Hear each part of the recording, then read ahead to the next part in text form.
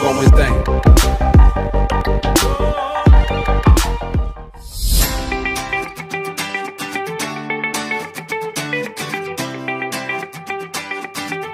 Materi yang pertama yaitu definisi leasing syariah. Leasing berasal dari bahasa Inggris tulis yang berarti menyewakan. Perusahaan leasing di Indonesia disebut perusahaan sewa guna usaha. Menurut Peraturan Menteri Keuangan Nomor 84 per PMK .012 per 2006 tentang perusahaan pembiayaan, yang dimaksud dengan sewa guna usaha adalah kegiatan pembiayaan dalam bentuk penyediaan barang modal secara sewa guna usaha untuk digunakan oleh penyewa guna usaha selama jangka waktu tertentu berdasarkan pembayaran secara berkala.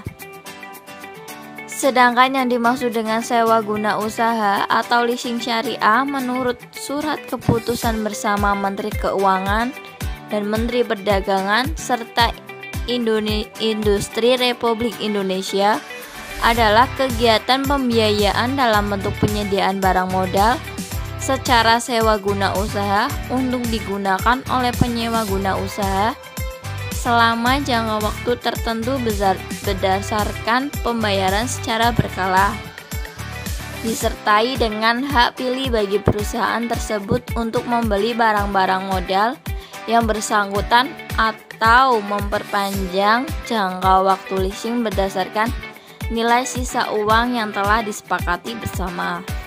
Sejarah perkembangan leasing syariah. Leasing masuk ke Indonesia pada tahun 1974.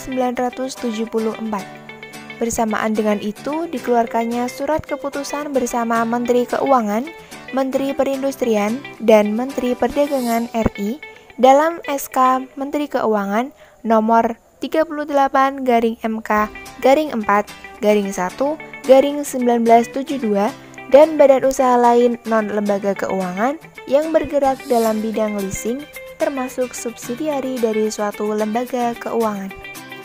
Pada tanggal 10 Desember 2007, Bapepam dan LK melalui Peraturan Ketua Bapepam dan LK Nomor 3-BL-2007 dan Nomor 4 menerbitkan satu paket regulasi yang terkait dengan pembiayaan yang melakukan kegiatan berdasarkan prinsip syariah, yaitu Peraturan tentang Kegiatan Perusahaan Pembiayaan berdasarkan prinsip syariah dan Peraturan tentang akad-akad yang digunakan dalam kegiatan perusahaan berdasarkan prinsip syariah. Penerbitan paket regulasi tersebut bertujuan untuk memberikan landasan hukum yang memadai berkaitan dengan kegiatan perusahaan pembiayaan yang melakukan dengan prinsip syariah. Mekanisme kerja leasing syariah. Dalam sewa guna usaha syariah, pemberi sewa disebut dengan mu'ajir, sedangkan penerima sewa disebut dengan mustajir. Mekanisme yang dilakukan di sektor perbankan syariah adalah sebagai berikut. Yang pertama, transaksi ijaroh ditandai dengan adanya pemindahan manfaat.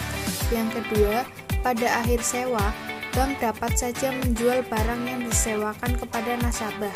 Yang ketiga, harga sewa dan harga jual disepakati pada awal perjanjian antara bank dengan nasabah.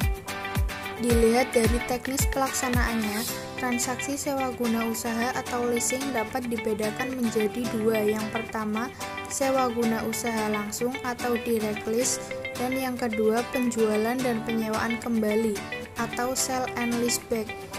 Kriteria leasing syariah. Leasing syariah sendiri memiliki karakteristik yang membedakan dengan leasing konvensional. Yang pertama, berdasarkan aset atau objek. Aset selama masa sewa menjadi pemilik bank atau muajir.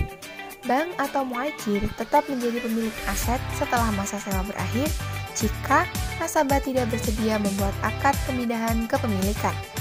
Yang kedua, akad perjanjian.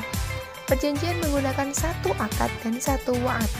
Akadnya menggunakan akad ijaroh atau sewa dan wa'adnya jual beli atau hibah. Yang ketiga, perpindahan kepemilikan. Di sini terbagi menjadi dua, yaitu perpindahan kepemilikan dengan menggunakan jual beli dan hibah, dan perpindahan kepemilikan dilaksanakan setelah masa ijarah selesai. Yang keempat, pembuktian kepemilikan objek. Bank atau muajir dianggap pemilik dari objek yang disewakan, atau bisa diartikan bahwa bank yang membeli barang dari supplier dan nasabah membeli barang dari supplier atas surat kuasa dari bank. Dasar hukum syariah dan hukum negara. Yang pertama, dasar hukum leasing konvensional. Kegiatan leasing secara resmi diperbolehkan beroperasi di Indonesia setelah keluar surat keputusan bersama antara Menteri Keuangan, Menteri Perindustrian, dan Menteri Perdagangan. Nomor keputusan 122/4/2/1974, nomor 32/M/SK/2/74, dan nomor 30/KBP/1/74 tanggal 1 Februari tentang perizinan usaha leasing di Indonesia. Wewenang untuk memberikan usaha leasing dikeluarkan oleh Menteri Keuangan berdasarkan surat keputusan nomor 649/4/5/1974 tanggal 6 Mei tahun 1974 yang mengatur mengenai ketentuan tata cara perizinan dan kegiatan usaha leasing di Indonesia. Yang kedua, dasar hukum leasing syariah.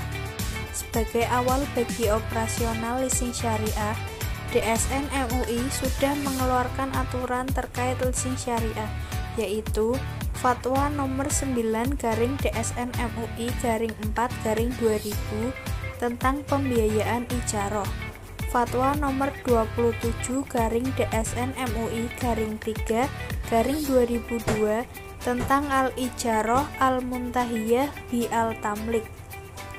Selanjutnya, Fatwa nomor 56/DSN MUI/5/2007 tentang ketentuan review ujrah. Pada lembaga keuangan syariah, adanya regulasi dari fatwa oleh DSN MUI. Maka diterbitkannya aturan dari Bank Indonesia dalam bentuk PBI nomor 7/46/PBI/2005. Perbedaan leasing syariah dengan leasing konvensional. Perbedaan leasing syariah dan leasing konvensional seperti pada tabel berikut.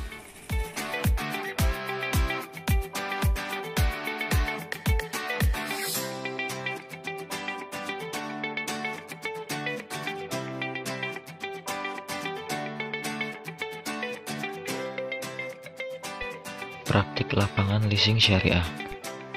Praktik transaksi finance leasing dibagi dalam bentuk-bentuk berikut. Yang pertama yaitu direct finance lease. Transaksi ini dikenal dengan nama true lease, di mana di dalam transaksi ini pihak lessor membeli barang modal atas permintaan lease dan sekaligus menyewa gunakan barang tersebut kepada lease. Yang kedua ada sales dan leaseback. Proses ini dilakukan di mana pihak lease menjual barang modalnya kepada lessor untuk dilakukan kontrak sewa guna usaha atas barang tersebut antara lease dan lessor.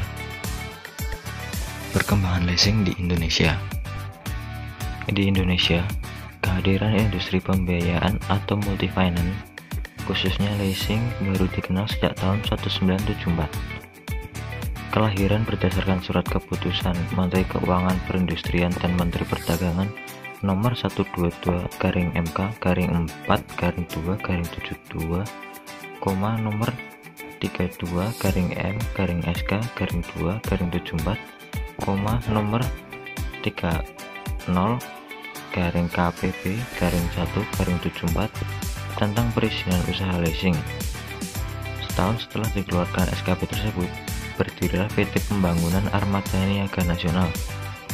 Kemudian melalui keputusan Presiden nomor 61/1988 yang ditindaklanjuti dengan SK Menteri Keuangan nomor 1251/KMK.0313/1998, pemerintah membuka luas bagi bisnis pembiayaan sehingga perusahaan leasing semakin bertambah jumlahnya yang ditandai dengan bertambahnya volume transaksinya.